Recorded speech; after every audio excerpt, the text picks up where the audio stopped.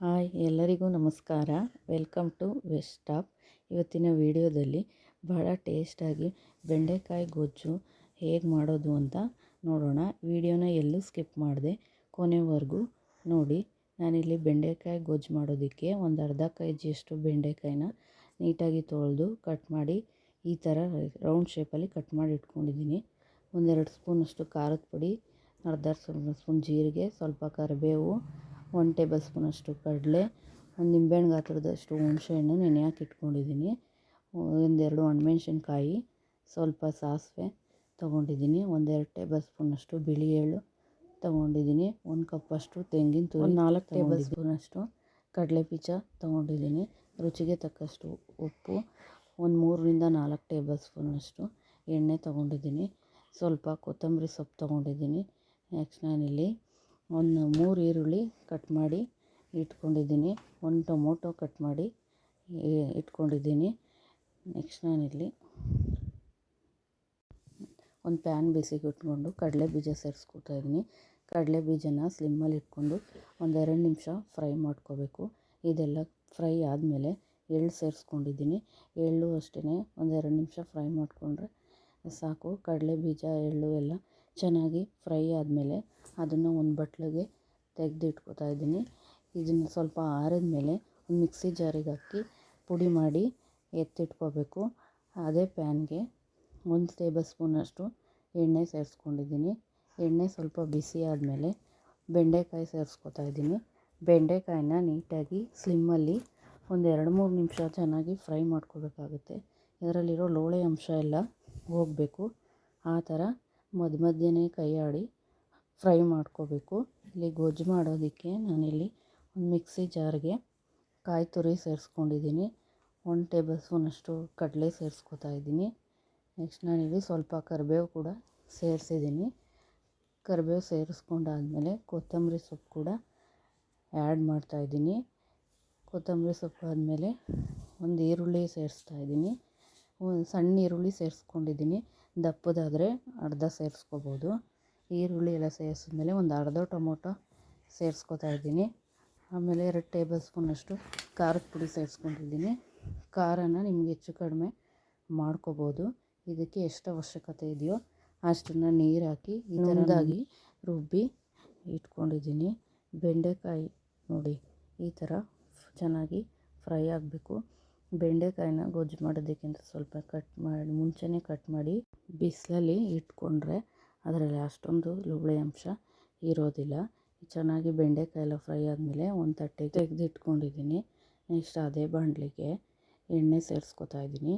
ಎಣ್ಣೆ ಎಲ್ಲ ಸ್ವಲ್ಪ ಕಾದ್ಮೇಲೆ ಒಂದು ಸಾಸಿವೆ, ಜೀರಿಗೆ ಎಲ್ಲ ಸೇರಿಸ್ಕೊಂಡಿದ್ದೀನಿ. ಸಾಸಿವೆ ಜೀರಿಗೆ ಎಲ್ಲ ಸ್ವಲ್ಪ ಸಿಡಿದ ಮೇಲೆ 1-2 ಒಣಮೆಣ್ಸಿನ್ಕಾಯಿ ಕೂಡ ಸೇರಿಸ್ಕೊಂಡಿದ್ದೀನಿ. ಒಣಮೆಣ್ಸಿನ್ಕಾಯಿ ಆದಮೇಲೆ ಸ್ವಲ್ಪ ಕರಿಬೇವು ಸೊಪ್ಪು ಕೂಡ ಸೇರಿಸ್ಕೊಂಡಿದ್ದೀನಿ. ಒಣಮೆಣ್ಸಿನ್ಕಾಯಿ ಕರಿಬೇವು ಸೊಪ್ಪೆಲ್ಲ 1 ಸೆಕೆಂಡು ಫ್ರೈ ಮಾಡಿಕೊಂಡು ನೆಕ್ಸ್ಟ್ ನಾನಿಲ್ಲಿ ಈರುಳ್ಳಿ ಸೇರಿಸ್ಕೊಂಡಿದ್ದೀನಿ. ಈರುಳ್ಳಿನ ಸ್ವಲ್ಪ ಹೊತ್ತು ಚೆನ್ನಾಗಿ ಫ್ರೈ ಮಾಡ್ಕೋಬೇಕು.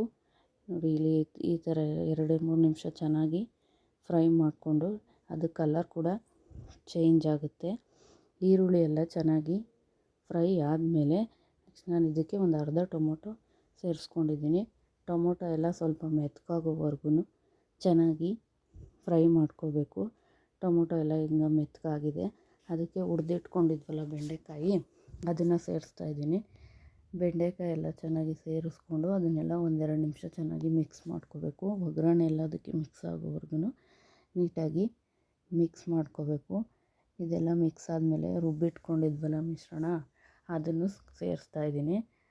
ಮಿಶ್ರಣ ಎಲ್ಲ ಸೇರಿಸಿ ಮಿಕ್ಸಿ ಜಾರ್ಗೆ ಸ್ವಲ್ಪ ನೀರು ಹಾಕಿ ಅದನ್ನು ಕೂಡ ಸೇರಿಸ್ಕೊಂಡಿದ್ದೀನಿ.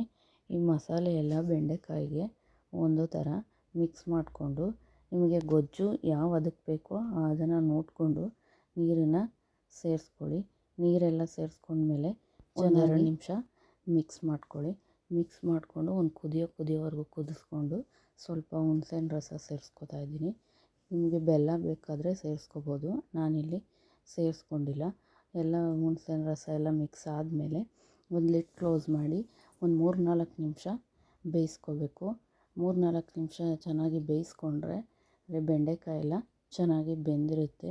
ನೋಡಿ, ನಿಮಗೆ ಗೊತ್ತಾಗಿಲ್ಲ ಅಂದರೆ ಒಂದು ಸ್ಪೂನು ತೊಗೊಂಡು ಪ್ರೆಸ್ ಮಾಡಿದ್ರೆ ಬೆಂಡೆಕಾಯಿ ಈಸಿಯಾಗಿ ಬ್ರೇಕ್ ಆಗ್ತಾಯಿದೆ. ಈಗ ಬೆಂಡೆಕಾಯಿ ಎಲ್ಲ ಚೆನ್ನಾಗಿ ಬೆಂದಿದೆ. ಇದಕ್ಕೆ ರುಚಿಗೆ ತಕ್ಕಷ್ಟು ಉಪ್ಪು ಸೇರಿಸ್ತಾ ಇದ್ದೀನಿ. ಉಪ್ಪೆಲ್ಲ ಸೇರಿಸಿದ್ಮೇಲೆ ಚೆನ್ನಾಗಿ ಒಂದೆರಡು ನಿಮಿಷ ಹಂಗೆ ಫ್ರೈ ಮಾಡಿಕೊಂಡು ಕಡಲೆ ಬೀಜ ಎಳ್ಳು ಎಲ್ಲ ಹುರಿದು ಇಟ್ಕೊಂಡಿದ್ನಲ್ಲ ಅದನ್ನು ಈ ಥರ ತರ್ತರಿಯಾಗಿ ಪುಡಿ ಮಾಡಿ ಇಟ್ಕೊಂಡಿದ್ದೀನಿ. ಇದರಲ್ಲಿ ಒಂದೆರಡು ಸ್ಪೂನು ಇದಕ್ಕೆ ಸೇರಿಸ್ತಾ ಇದ್ದೀನಿ. ಈ ಥರ ಕಡಲೆ ಬೀಜ ಎಳ್ಳು ಪುಡಿನ ಸೇರಿಸಿ ಬೆಂಡೆಕಾಯಿ ಗೊಜ್ಜು ಮಾಡಿ ನೋಡಿ, ಟೇಸ್ಟು ತುಂಬಾ ಚೆನ್ನಾಗಿರುತ್ತೆ. ಈಗ ಕಡಲೆ ಬೀಜ ಎಳ್ಳು ಪುಡಿ ಎಲ್ಲ ನೀಟಾಗಿ ಮಿಕ್ಸ್ ಆಗೋವರೆಗೂ ನೀಟಾಗಿ ಮಿಕ್ಸ್ ಮಾಡ್ಕೋಬೇಕು. ಇದೆಲ್ಲ ಮಿಕ್ಸ್ ಆದಮೇಲೆ ಲಾಸ್ಟಲ್ಲಿ ಸ್ವಲ್ಪ ಕೊತ್ತಂಬರಿ ಸೊಪ್ಪು ಕೂಡ ಸೇರಿಸ್ತಾ ಇದ್ದೀನಿ. ಕೊತ್ತಂಬರಿ ಸೊಪ್ಪೆಲ್ಲ ಸೇರಿಸಿ ಚೆನ್ನಾಗಿ ಮಾಡಿಕೊಂಡ್ರೆ ರುಚಿಯಾದ ಬೆಂಡೆಕಾಯಿ ಗೊಜ್ಜು ರೆಡಿಯಾಗಿರುತ್ತೆ. ಬೆಂಡೆಕಾಯಿ ಗೊಜ್ಜು ವೈಟ್ ರೈಸ್ ಜೊತೆ ಕೂಡ ಚೆನ್ನಾಗಿರುತ್ತೆ. ನೀವು ಒಂದು ಸಲ ಟ್ರೈ ಮಾಡಿ ಹೇಗೆ ಬಂತು ಅಂತ ಕಮೆಂಟ್ ಮೂಲಕ ತಿಳಿಸಿ. ಗೊಜ್ಜು ರೊಟ್ಟಿ, ಚಪಾತಿ, ದೋಸೆ ಜೊತೆ ಕೂಡ ಚೆನ್ನಾಗಿರುತ್ತೆ. ನಾನಿಲ್ಲಿ ದೋಸೆ ಜೊತೆ ಸರ್ವ್ ಮಾಡ್ತಾಯಿದ್ದೀನಿ. ಈ ವಿಡಿಯೋ ನಿಮಗೆ ಇಷ್ಟ ಆದರೆ ಲೈಕ್ ಮಾಡಿ, ಕಮೆಂಟ್ ಮಾಡಿ, ಶೇರ್ ಮಾಡಿ. ಹಾಗೆ ಮರೀದೆ ನಮ್ಮ ಚಾನಲ್ನ ಸಬ್ಸ್ಕ್ರೈಬ್ ಮಾಡ್ಕೊಳ್ಳಿ. ಮತ್ತು ಮುಂದಿನ ವಿಡಿಯೋದಲ್ಲಿ ಸಿಗೋಣ. ಅಲ್ಲಿವರೆಗೂ ಥ್ಯಾಂಕ್ ಯು.